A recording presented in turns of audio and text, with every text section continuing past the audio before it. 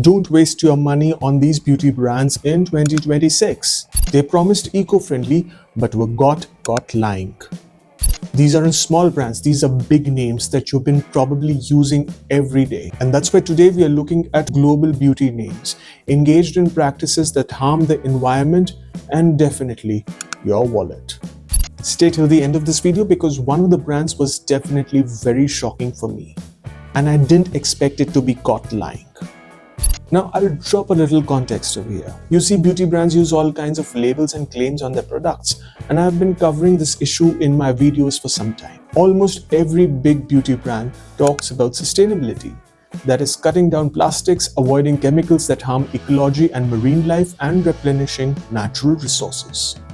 And for this, they charge you premium prices. That's one of the reasons why many of the well-known beauty brands that you buy feel expensive. But when they lie about doing all of this, that is basically greenwashing. That means charging you premium prices for fake promises. That's why you need to be careful about what you buy. Not just look at the front of the product, but turn it around and see what's there. On this channel, I talk about these issues because my goal is to push brands towards real sustainability and help you see which brands are honest and which are just charging you unnecessarily. So without wasting much more time, let's jump into our expose.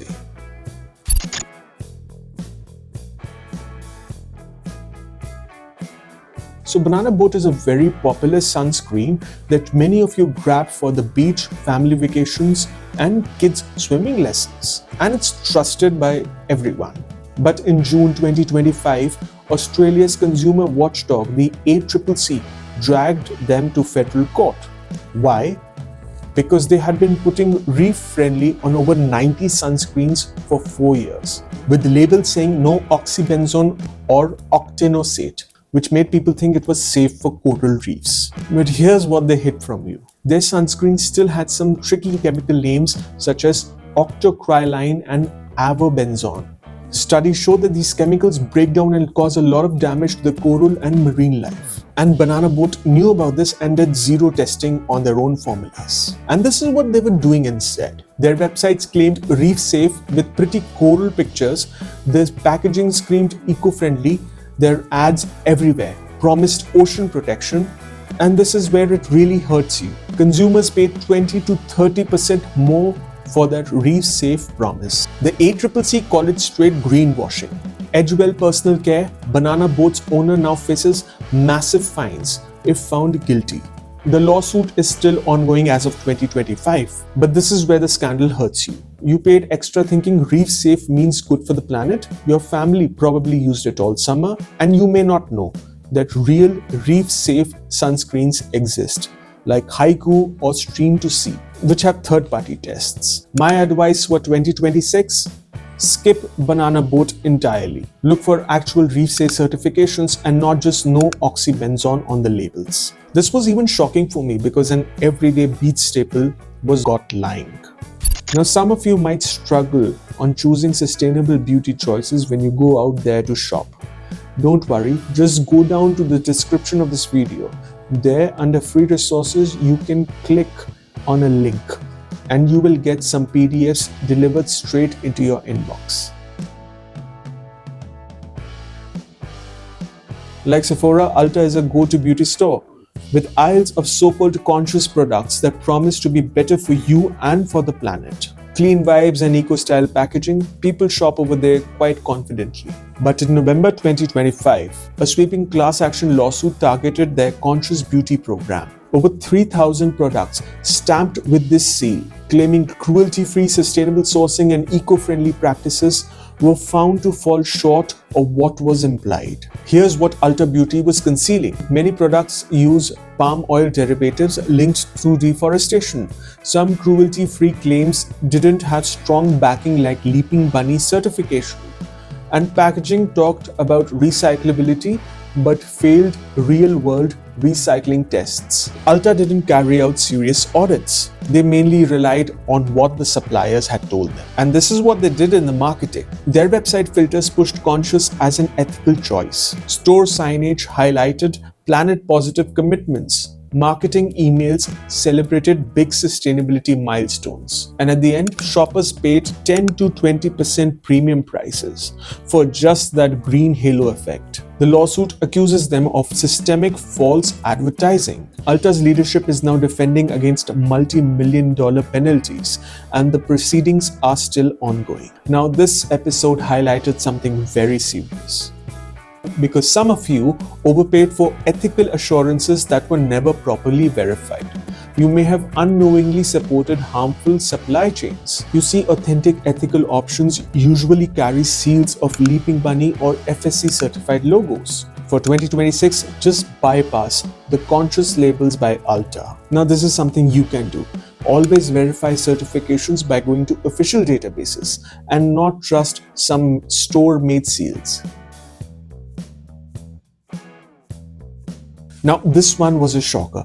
I honestly didn't expect L'Oreal to make it to the list. We're talking about a giant that's behind Maybelline, Garnier, Lancome. Basically, something from this group is almost present in every bathroom cabinet worldwide. And L'Oreal is trusted because they're pioneers in beauty sustainability. For years, L'Oreal has spoken about being a leader in sustainable packaging, and they set big goals for 2025. Making all of their plastic packaging recyclable, reusable, refillable, or compostable. But when 2025 arrived, the reality was very different. They missed their own target by a huge margin and only managed to get about half of their packaging to that standard, roughly 49% instead of 100% they had promised. And here's what they did during this time. They kept on putting out bold claims about leading sustainability on their websites, and in their ads, their refill systems and recycled plastic claims were used to justify premium prices. But there was very little open talk about how far they were from this goal. Meanwhile, plastics from their products continued to flow into landfills and oceans. And this is what makes this episode really uncomfortable. Their annual reports kept on saying that they were on track for 2025. Packaging used strong terms like eco-designed and planet positive, and marketing heavily tied this green image to product sales. Consumers like you paid extra, believing a real packaging revolution was happening. Critics have called this greenwashing by omission. Not a direct lie, but how much was being hidden. There have been no major lawsuits yet, but there has been reputational backlash, and many of these goals have been quietly shifted to 2030. And this is where it impacts you. You overpaid for what was basically half-delivered eco-packaging. You may have unknowingly contributed to more plastic pollution while thinking you were helping the planet. True low-waste options usually give numbers, such as high percentages of post-consumer recycled plastic. My advice for 2026: don't get carried away by L'Oreal's sustainability hype. Check if the brand clearly states the percentage of recycled plastic on the packaging, and choose brands that are very close to being fully recycled or give refillable packaging. Now, this was very shocking for me. I never expected a big brand like L'Oreal to fail its sustainability goals. So there you have it, beauty brands exposed in 2025. Banana Boat, Ulta and L'Oreal. All of them charged you extra for promises they didn't keep. The good news? Now you know exactly who to avoid in 2026. Which one shocked you the most? Banana Boat's reef-safe lie, Ulta's conscious beauty claims, or L'Oreal's eco-packaging failure? Drop it in the comments. If this video helped you save money, then please hit the like button. Share it with one of your friends or family members who uses these brands but is unaware about what's going on with them. And do subscribe and press the bell icon for weekly videos on beauty and sustainability. Thanks for watching and a happy new year. And I'll see you in the comments.